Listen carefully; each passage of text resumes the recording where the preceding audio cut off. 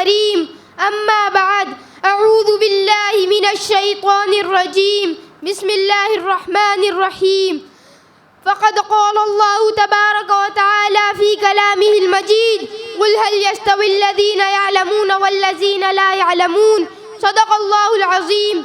محترم حضرات، یہ مدارس اسلامیہ اور مکاتب دینیہ جو اس وقت ہر جگہ جگہ چپے چپے میں نظر آ رہے ہیں، ان کی تاریخ بہت قدیم ہے، ان کی ایک لمبی داستان ہے. ان کا وجود آج سے نہیں بلکہ 1400 برس پہلے سے ہے.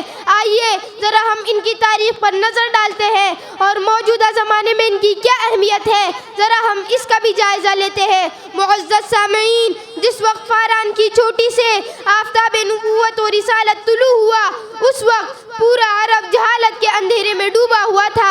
ایک انسان اپنے معبود حقیقی کو چھوڑ کر درختوں، پتھروں اور اپنے جیسے انسانوں کی پرستش میں لگا ہوا تھا. بے گناہ بچیاں زندہ ڈرکور کی جا رہی تھی. ظلم و زیادتی، چوری ڈکیتی کا بازار گرم تھا. ہر بڑا اپنے چھوٹے کو اور ہر حاکم اپنے محکوم کا خون چوسنے میں لگا ہوا تھا، اور پوری سوسائٹی میں ایک بد امنی پھیلی ہوئی تھی. کون سی ایسی برائی ہے جو بعثت نبوی سے پہلے عربوں میں نہ رہی ہو؟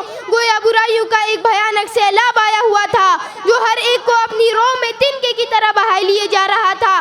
اور ان سب برائیوں کی وجہ اور جڑ جہالت تھی، علم کا فقدان تھا.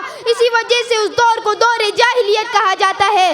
مگر حضور صلی اللہ علیہ وسلم کے اس دنیا میں تشریف لاتے ہی جاہلیت کے دور کا خاتمہ ہوا، علم کا دور آیا، اور آپ پر غار ہیرا میں سب سے پہلی وحی اقرا نازل ہوئی، یعنی پڑھو، علم حاصل کرو. اس آیت کے نازل ہوتے ہی ہر طرف علم و معرفت کا چرچا ہونے لگا. جہالت کی تاریکی کافور ہو گئی، علم کی روشنی آئی، اور وہی ملک عرب جو جہالت کی گھٹا ٹوپ تاریکیوں میں ڈوبا ہوا تھا، علم و معرفت کی روشنی سے جگمگا اٹھا. وہی علم جو رب قدیر کی معرفت کا ذریعہ ہے، وہی علم جو حاکم مطلق کی لازوال نعمت ہے. حضور صلی اللہ علیہ وسلم نے اسی علم کی اہمیت و ضرورت کی وجہ سے جہاں رہتی دنیا تک کے انسانوں کے لیے فرمایا، طلب العلم فریضۃ علی کل مسلم، ہر مسلمان پر علم دین کا سیکھنا فرض ہے. وہی آپ عملی طور پر صفہ کا نمونہ بھی بطور یادگار اپنی سیرت و کردار میں چھوڑ گئے. مسلمانوں، جانتے ہو صفہ کیا تھا؟ مدینہ منورہ میں ایک چبوترا تھا جہاں حضور کے شیدائی اور آپ پر اپنی جان نچھاور کرنے والے پیارے صحابہ اپنی عملی تشنگی بجھاتے تھے. وہ ایک مدرسہ تھا جس کے معلم کائنات کے معلم تھے، جس کے طلبہ کائنات کے بے مثال طلبہ تھے جو دن رات پڑھنے لکھنے کو اپنا مشغلہ بنائے ہوئے تھے. اسی مدرسے کے طالب علم حضرت ابو ہریرہ رضی اللہ عنہ، جنہیں سب سے زیادہ حدیث روایت کرنے کا شرف حاصل ہے. اسی درسگاہ سے سالم بن عبید اللہ، طلحہ بن عبید اللہ رضی اللہ عنہما جیسے علم و عمل کے آفتاب و مہتاب تیار ہوئے. میرے بھائیوں، ان مدارس و مکاتب کی کڑیاں اسی صفہ چبوترے سے جڑتی ہے جو اسلام کے بعد اس روئے زمین پر سب سے پہلا مدرسہ تھا. ذرا سوچو، ان مدارس و مکاتب کی تاریخ کتنی عظیم ہے، ان کا تعلق کتنی عظیم ہستیوں سے ہے جس نے اپنی ضیاپاش کرنوں سے سارے عالم کو منور کر دیا. مگر افسوس، صد افسوس، آج امت میں جس طرح کے حالات ہے، بے دینی عام ہے، قرآن و حدیث سے غفلت بڑھتی جا رہی ہے، خود فراموشی اور خدا فراموشی نے لوگوں کو اپنے شکنجے میں لے رکھا ہے.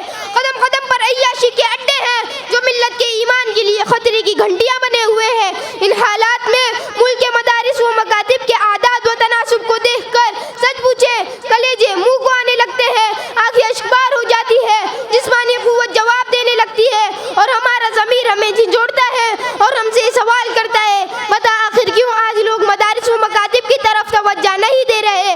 اپنے بچوں کو صرف اور صرف عصری تعلیم ہی دینے کے لیے سرگرداں ہیں. انہیں کلمہ نہیں آتا، انہیں نماز نہیں آتی، مگر بے رحم ماں اور دولت کے حریص باپ انہیں مدرسہ و مکتب بھیجنے کے لیے تیار نہیں. ہائے، کیا ہوا؟ جو رزاق سب کو کھلا رہا ہے، کیا وہ اپنے دین کا علم سیکھنے والوں کو نہیں کھلائے گا؟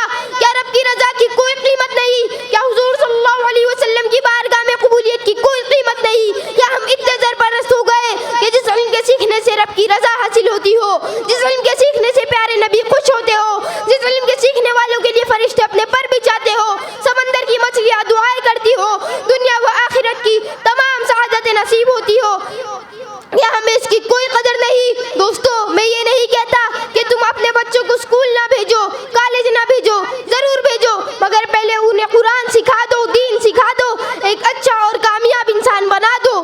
تم